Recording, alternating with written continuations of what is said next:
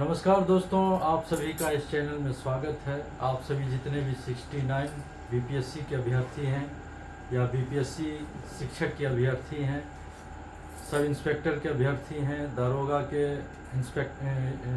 अभ्यर्थी हैं या बिहार पुलिस के अभ्यर्थी हैं या किसी भी कॉम्पिटिटिव एग्ज़ाम की तैयारी आप कर रहे हैं, तो आज मैं इस वीडियो के माध्यम से आपको भारतीय इतिहास के वैदिक सभ्यता से संबंधित महत्वपूर्ण जानकारियाँ और महत्वपूर्ण प्रश्न जो यूपीएससी से लेकर बीपीएससी से लेकर विभिन्न प्रतियोगिता परीक्षाओं में पूछे जाते हैं, उन सारे टॉपिक्स को लेकर मैं आज उपस्थित हुआ हूं और आज मैं बताने जा रहा हूं वैदिक सभ्यता के बारे में। दोस्तों, आप सभी को पता होगा कि किसी भी जीएस के पेपर में जब हिस्ट्री का कोई भी पार्ट से संबंधित क्वेश्चन पूछे जाते हैं तो उसमें वैदिक सभ्यता एक काफ़ी महत्वपूर्ण और इम्पोर्टेंट पार्ट होता है।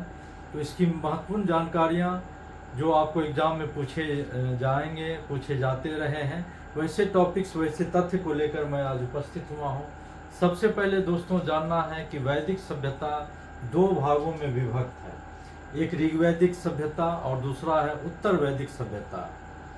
आप सभी जानते हैं कि सिंधु घाटी सभ्यता के पतन के पश्चात भारत में आर्यों का आगमन हुआ और आर्यों के आगमन के पश्चात यहाँ पर वैदिक सभ्यता का शुभारंभ हुआ। वैदिक सभ्यता इसीलिए हम लोग बोलते हैं कि यह वेदों की सभ्यता थी और सबसे प्राचीन वेद हमारा ऋग्वेद था। ऋग्वेद के रचना के पश्चात जो सभ्यता आर्यों के द्वारा भारत में बसाई गई उसे वैदिक सभ्यता कहते हैं। और ये वैदिक सभ्यता को हम समय के अनुसार ऋग्वैदिक काल और उत्तर वैदिक काल दो भागों में बांटते हैं। ऋग्वैदिक काल का जो समय था दोस्तों, वो 1500 ईस्वी पूर्व से लेकर 1000 ईस्वी पूर्व तक के काल को हमारे भारत में जो सभ्यता थी उसे ऋग्वैदिक काल कहते हैं। और उत्तर वैदिक काल का जो समय था वह 1000 ईस्वी पूर्व से लेकर 600 ईस्वी पूर्व तक के काल को हम लोग उत्तर वैदिक काल कहते हैं। दोस्तों, सबसे पहले मैं ऋग्वैदिक काल से संबंधित जो मुख्य बातें हैं उस पर मैं प्रकाश डालना चाहूँगा। सबसे पहले दोस्तों यह जान लें कि वैदिक सभ्यता का निर्माण जो है आर्यों के द्वारा किया गया और आर्य जो हैं विदेशी थे और इसमें विभिन्न इतिहासकारों का विभिन्न मत है। कुछ इतिहासकारों का मानना है कि आर्य भारत के मूल निवासी है, कुछ इतिहासकारों का मानना है कि आर्य मध्य एशिया के हैं, कुछ इतिहासकारों का मानना है कि आर्य उत्तरी ध्रुव के थे।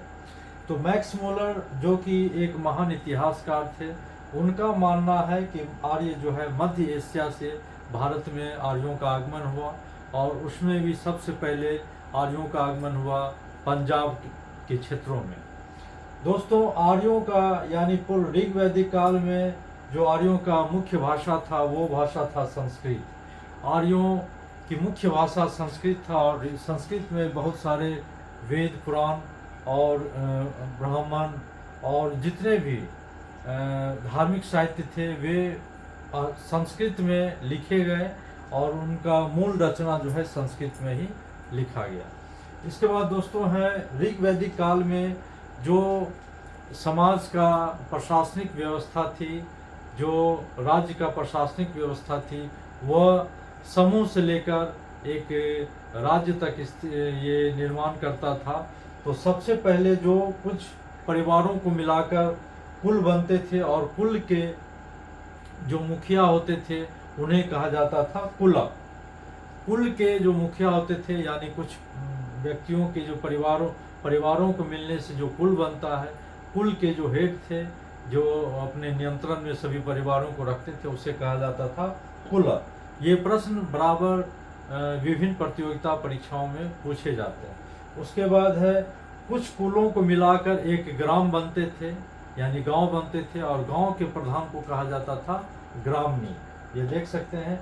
इसके बाद कुछ ग्रामों को मिलाकर ये विश्व बनते थे, जिस प्रशासनिक संरचना का निर्माण होता था उसे कहते थे विश्व। और विश्व के जो हेड होते थे, जो प्रधान होते थे, उन्हें कहते थे विश्वपति। और कुछ विषयों को मिलाकर एक जन बनता था, एक बहुत बड़ा प्रशासनिक संगठन संस्था, एक राज्य बनता था जिसे कहा जाता था जन, और उसके हेड को, प्रधान को राजन बोला जाता था। और कुछ जनों को मिलाकर राज्य बनते थे, राष्ट्र बनते थे, जिनके प्रधान को राजा कहा जाता था। तो ये हमारे ऋग्वैदिक काल के प्रशासनिक संरचना थी, और इससे संबंधित आपको प्रश्न पूछे जाएंगे। तो ये आप लोगों को ध्यान में दोस्तों रखना होगा। आप लोग इसको अच्छी तरीके से आप लोग इसको ध्यान में रखेंगे। और दोस्तों, राजा जो उस समय किसी भी बड़े प्रशासनिक इकाई या राज्य का प्रधान होता था, उसको सलाह देने के लिए सभा, समिति और विदत, ये 3 प्रमुख ऋग्वैदिक काल में ये संस्था होती थी, सभा, समिति और विदत। दोस्तों विदत एक बहुत ही प्राचीन संस्था थी।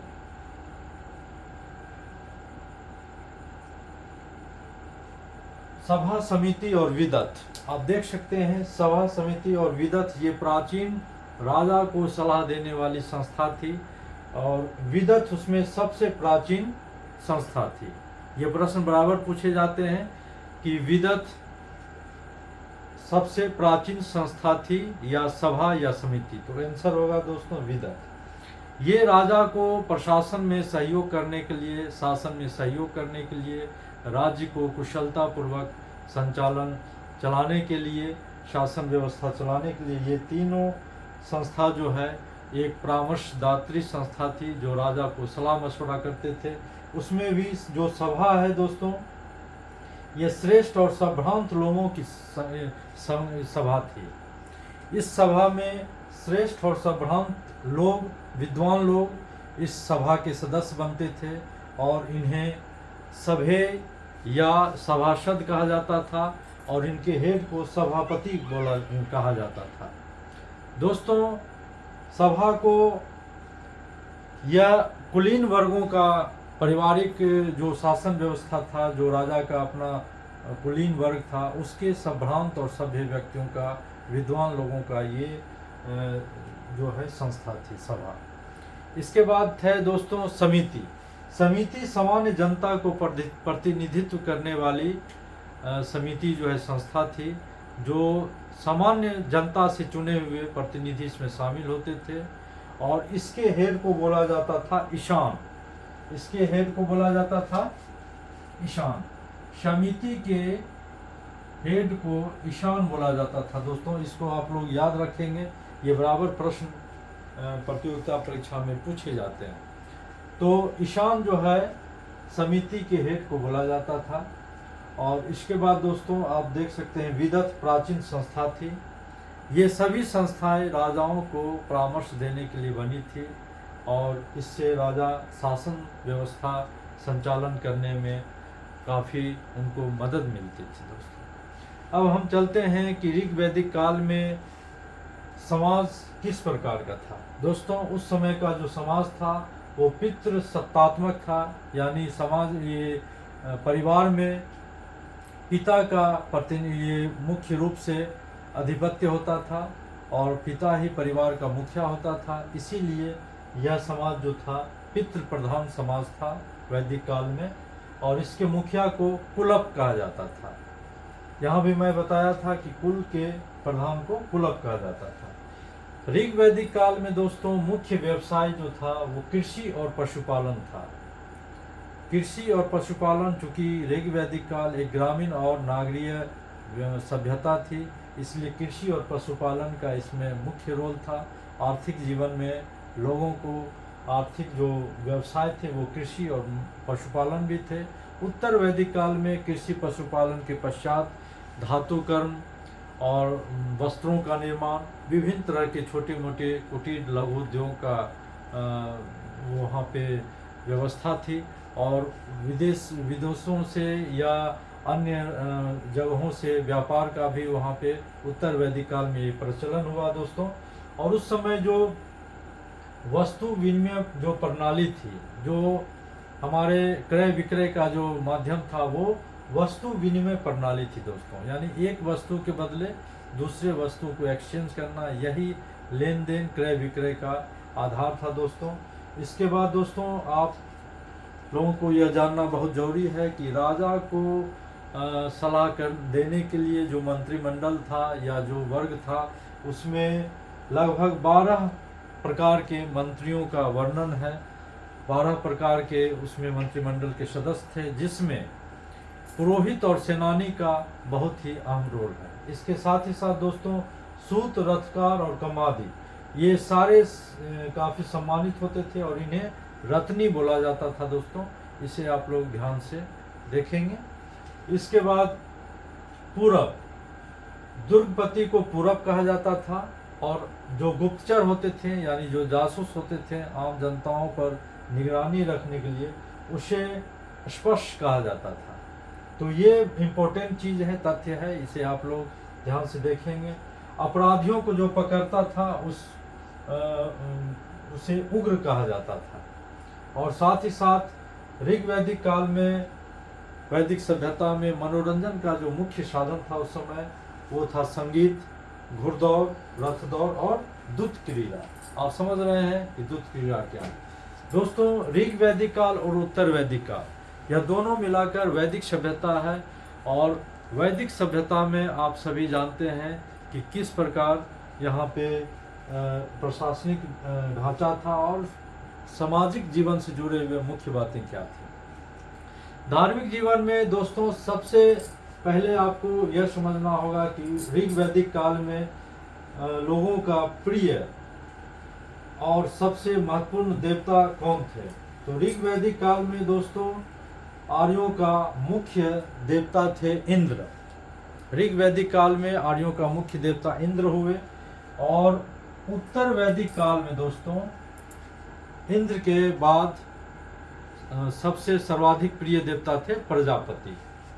ये इंद्र जो हैं ऋग वैदिक काल में मुख्य प्रिय देवता थे और उत्तर वैदिक काल में इनका स्थान ले लिया प्रजापति। इंद्र जिन्हें युद्धों का देवता और वर्षा का देवता माना जाता था। दोस्तों आर्यों द्वारा खोजी गई जो सबसे महत्वपूर्ण धातु थी, उसे हम लोग कहते हैं लोहा। उसे लोहा जो है यह आर्यों के द्वारा खोजी गई मुख्य धातु थी। और इसे उस समय श्याम अयस कहा जाता था। श्याम अयस कहा जाता था दोस्तों लोहा को। यह उत्तर वैदिक काल में खोजा गया वैदिक सभ्यता में यह महत्वपूर्ण धातु थी। दोस्तों उत्तर वैदिक काल में जो मुद्रा की इकाई थी उसे निष्क और शतनाम कहा जाता था। यानी मुद्रा की इकाई जो थी उसे निष्क या शतनाम, निष्क या शतनाम कहा जाता था। तो ये सारी बातें आप सभी के लिए इम्पोर्टेंट है। ये जो मैं बता रहा हूँ या यूपीएससी से लेकर विभिन्न प्रतियोगिता परीक्षाओं में पूछे जाते हैं, इन्हें आप ध्यान से सुनेंगे भी और ध्यान से लिख भी लेंगे। और दोस्तों ऋग वैदिक काल में ही गायत्री मंत्र का जन्म हुआ, गायत्री मंत्र की रचना हुई। और गायत्री मंत्र को विश्वामित्र के द्वारा रचना की गई है। और यह सूर्य देवता यानी सावित्री और सूर्य देवता को अर्पण किया हुआ, आराधना की हुई यह मंत्र है। और गायत्री मंत्र से हम सभी परिचित हैं। तो गायत्री मंत्र का जो उद्भव है वह ऋग वैदिक काल से है और ये सूर्य देवता को अर्पित है। दोस्तों एक और क्वेश्चन बार बार प्रश्न पूछे जाते हैं कि सत्यमेव जयते जो हमारे देश का सद्वाक्य है, जो हमारे देश का सद्वाक्य सत्यमेव जयते, यह कहाँ से लिया गया? सत्यमेव जयते, तो यह दोस्तों मुंडकोपनिषद से लिया गया। मुंडकोपनिषद आप सभी जानते हैं कि वैदिक सभ्यता में उपनिषद एक महत्वपूर्ण साहित्य था, धार्मिक साहित्य था। उसी में मुंडकोपनिषद से सत्यमेव जयते को लिया गया। यह प्रश्न काफ़ी बार पूछा जाता है और इसे आप लोग ध्यानपूर्वक समझ लेंगे। दोस्तों, आप सभी को पता है कि ऋग वैदिक काल क्यों हम लोग बोलते हैं। 1500 ईस्वी पूर्व से 1000 ईस्वी पूर्व तक का जो काल था उसे ऋग्वेद इसलिए बोला जाता है क्योंकि उस समय ऋग्वेद की रचना हुई थी और उसके आधारित सभ्यता को ऋग्वैदिक सभ्यता कहते हैं। लेकिन उत्तर वैदिक काल 1000 से 600 ईस्वी पूर्व तक का जो काल है उसे उत्तर वैदिक काल इसीलिए कहा जाता है कि इसके उत्तरार्ध में बहुत सारे घटनाएं घटित हुई। महाभारत का भी घटनाएं इसी पीरियड में हुआ है, ऐसा इतिहासकारों का मानना है। महाभारत को जय संहिता भी कहा जाता है। दोस्तों, महाभारत को जय संहिता भी कहा जाता है। ये बार बार प्रश्न पूछे जाते हैं, आप लोग इसको ध्यान से देख लेंगे। महाभारत को जय संहिता भी कहा जाता है। इसके बाद उत्तर वैदिक काल में जो हमारा वेद है उसकी रचना हुई, जैसे कि सामवेद, अथर्ववेद, अथर्ववेद, यजुर्वेद। सामवेद के बारे में दोस्तों पता होगा, यह यज्ञों में और धार्मिक अनुष्ठान में गाने वाले जो मंत्र उच्चारण होते थे उनके बारे में जो सिखाया जाता है वो सामवेद के वेद में वर्णित है और इसके माध्यम से वहाँ मंत्रोच्चारण के बारे में, गायन के बारे में, मंत्र को किस प्रकार गाया जाएगा यज्ञ में, अनुष्ठान में, इसके बारे में ये जानकारी देते हैं। यजुर्वेद में दोस्तों धार्मिक अनुष्ठान के बारे में, उनकी विधियों के बारे में बताया जाता है कि किस प्रकार धार्मिक अनुष्ठान किए जाते थे। और इसी के कुछ पाठ हैं, जैसे धनुर्वेद भी इन्हीं से लिया गया है, तो आप सभी जानते हैं दोस्तों। और अथर्ववेद में जादू, तंत्र, मंत्र के बारे में व्याख्यान है। तो यह सामवेद, अथर्ववेद और यजुर्वेद यह उत्तर वैदिक काल में इसकी रचना हुई और जिससे कि समाज में और काफ़ी बदलाव हुआ। और धीरे धीरे आप देख रहे हैं कि किस प्रकार ऋग वैदिक काल और उत्तर वैदिक काल का जो भिन्नताएं थी, उत्तर वैदिक काल का विस्तार और ज़्यादा हो गया है। और इसीलिए दोस्तों आप सभी जानते हैं कि ऋग्वेद और उत्तर वैदिक काल, यह दोनों काल हमारे सभ्यता के लिए काफ़ी इम्पोर्टेंट है। और आप सभी जानते हैं कि उत्तर वैदिक काल में महाभारत, रामायण की चर्चा होती है। महाभारत जो कि सबसे बड़ा महाकाव्य कहा गया है, यह संसार का सबसे बड़ा महाकाव्य महाभारत जो है उत्तर वैदिक काल में ही इसकी रचना हुई और ये घटनाएं भी इसी में घटित हुई दोस्तों। तो आप सभी अवगत हैं कि उत्तर वैदिक काल, महाभारत काल इसी में समाहित है।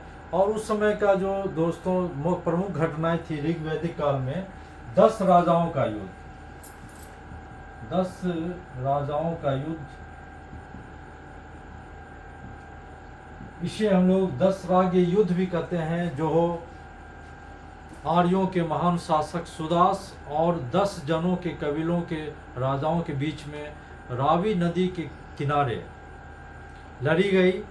और रावी नदी के किनारे लड़ने के पश्चात राजा सुदास की विजय हुई और ये रावी नदी के किनारे ही सुदास को विजय प्राप्त हुआ, जिसे कहा जाता है 10 राजाओं का युद्ध। और अब मैं आपको बताने जा रहा हूँ जो महत्वपूर्ण बातें हैं कि उत्तर वैदिक काल में बहुत सारे नदी भी थे जिनको हम लोग काफ़ी अभी विभिन्न नामों से जानते हैं, जैसे कि गंडक,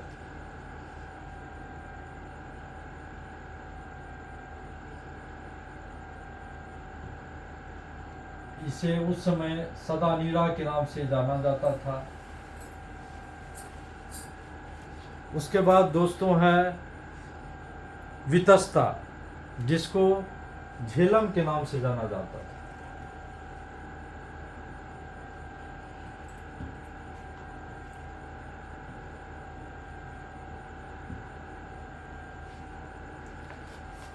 और उसके बाद है दोस्तों, आप सभी जानते हैं कि उत्तर वैदिक काल में जो हमारा आर्यों का जो सबसे बड़ा प्रशासनिक इकाई थी, वह राष्ट्र से भी ऊपर था, जिसमें राजाओं को जब उनका राज्यारोहण होता था तो उस समय राजसूय यज्ञ का भी वर्णन किया जाता था दोस्तों। तो इस प्रकार हम लोग जानते हैं कि 10 राजाओं का युद्ध में जिस तरह से रावी नदी के किनारे राजा सुदास जो महान शासक थे, उनके द्वारा ये 10 राजाओं को पराजित किया गया। और साथ ही साथ दोस्तों अग्नि का रोल ये था कि उस समय देवताओं और मनुष्य के बीच में जो माध्यम बनाया जाता था, उसे अग्नि के रूप में आप लोग जानते हैं कि वो अग्नि देवता को देवताओं और मनुष्य के बीच में माध्यम के रूप में उसे पूजा जाता था दोस्तों। तो आप सभी जानते हैं दोस्तों, 1000 से 600 ईस्वी पूर्व तक का जो काल है उत्तर वैदिक काल है, और इसमें जो सभ्यताएं थी वो काफ़ी ऋग वैदिक काल से काफ़ी विकसित हुई, और इसमें कृषि, पशुपालन, आर्थिक व्यवसाय में भी काफ़ी बदलाव हुआ, काफ़ी इसमें जो है तब्दीली हुआ, काफ़ी इसमें विस्तार हुआ। और सभी यहाँ पे जो मानव समाज का जो छोटे छोटे कबीलों में रहते थे, वो एक अब बड़े बड़े राष्ट्रों में रहने लगे। और उस समय राजसूय यज्ञ, वाजपेयी यज्ञ, विभिन्न तरह के अश्वमेध यज्ञ, विभिन्न तरह के यज्ञों का इसमें प्रचलन आप लोग देख रहे हैं। एकराट, सम्राट, स्वराट, विभिन्न तरह के राजाओं को भी नाम दिया जाने लगा। तो इस प्रकार दोस्तों आज का जो टॉपिक था ऋग वैदिक काल और उत्तर वैदिक काल, ये आप लोगों के लिए काफ़ी आज का जो वीडियो है काफ़ी अच्छा रहेगा। और विभिन्न बातों को जो मैं आज आप लोगों के बीच में मैं आज इस टॉपिक के साथ उपस्थित हुआ हूँ, यह आपके एग्ज़ाम के लिए काफ़ी उपयोगी होगा। और ऋग वैदिक काल और उत्तर वैदिक काल से जो महत्वपूर्ण जानकारियाँ थी दोस्तों, ये मैं आज कोशिश किया हूँ कि आप लोगों के बीच में शेयर करूँ, और ये आपको काफ़ी लाभान्वित करेगा दोस्तों। तो आप निरंतर हमारे वीडियोस को देखते रहें। मैं हमेशा आपके तैयारी में सहयोग के लिए विभिन्न टॉपिक पर, विभिन्न विषयों पर पूरी तैयारी के साथ और स्टडी मटेरियल के साथ उपस्थित रहूँगा। यह वीडियो मुझे उम्मीद है कि आप लोगों को बहुत अच्छा लगा होगा। इसे आप लोग शेयर ज़्यादा से ज़्यादा अपने दोस्तों के साथ शेयर करें, अपने परीक्षार्थियों के साथ शेयर करें, और कुछ सुझाव है तो अपने कमेंट बॉक्स में कमेंट करें, लाइक करें, सब्सक्राइब करें दोस्तों। तो ढेर सारी शुभकामनाओं के साथ नेक्स्ट वीडियो को लेकर मैं पुनः उपस्थित रहूँगा। तब तक के लिए बहुत बहुत धन्यवाद।